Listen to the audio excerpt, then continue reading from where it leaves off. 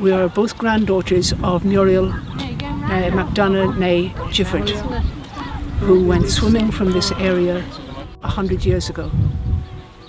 She and other widows and children of those who've been executed had been invited to come and have a break in Skerries. Initially Muriel didn't want to go because her son Donagh was ill, but they said, we'll put him into hospital, and if you don't come down, your sister Grace won't go on holiday, and she really needs a break. And on that basis Muriel agreed to come down.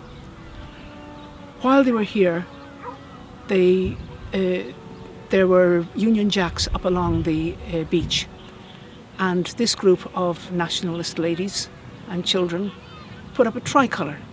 Two RIC men came along and they took it down, and they were walking away with it, but Grace ran after and said, give me back that, it's mine. And she brought it back to Muriel. And Muriel, this tall, stroppy redhead, I'm very proud to say, said, I'll put that where they can't get it. And we understand that she intended to swim to Shannon Island and put it on the Martello Tower, which is just behind us. She certainly tried one day, but had to turn back. When she was going to swim on the 9th of July, it is said that Ina Connolly said that she made her promise that she wasn't going to try to get to the island, and she agreed. So she may just have been going for a swim, but she certainly did intend to go and bring the tricolour out to the island. She went for her swim, and then there was a very strong and a very cold current, and she got swept out. Now, she must have fought, because she didn't drown. There was no water in her lungs according to the autopsy.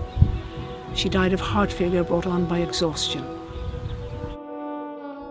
My father was Donagh MacDonagh, and the effect on both Donagh and Barbara, Muriel's mother, was pretty devastating. They have been very loved children from all the correspondence we've seen, and it was absolutely devastating for those children to be orphaned. It had a lifelong effect on those children. This is a photograph of Barbara taken a week before on the beach in Skerries, that they used to visit each day. Muriel, like her husband, was a very keen photographer. This is what's called a memento mori brooch. When MacDonagh was in jail and was about to be executed, his sister visited him, and she wanted to have a lock of his hair. She didn't have anything to cut it. She borrowed a penknife from one of the soldiers, and then her hands were shaking too much to cut it, so the soldier had to cut the lock. That's the darker lock. The other lock is from Muriel and was taken, as far as I know, after she died here in Skerries.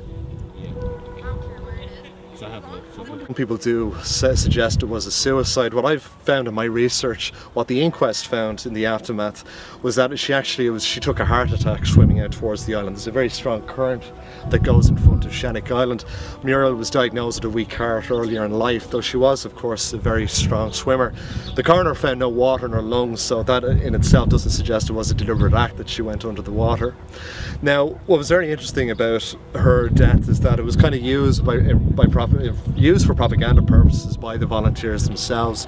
A few days later, they took her body from Skerries. They marched to Glasnevin. Thousands of volunteers marched behind her coffin on the way to Glasnevin, and she is buried there in the Republican plot, intriguingly beside the O'Reilly and O'Donovan Rossa.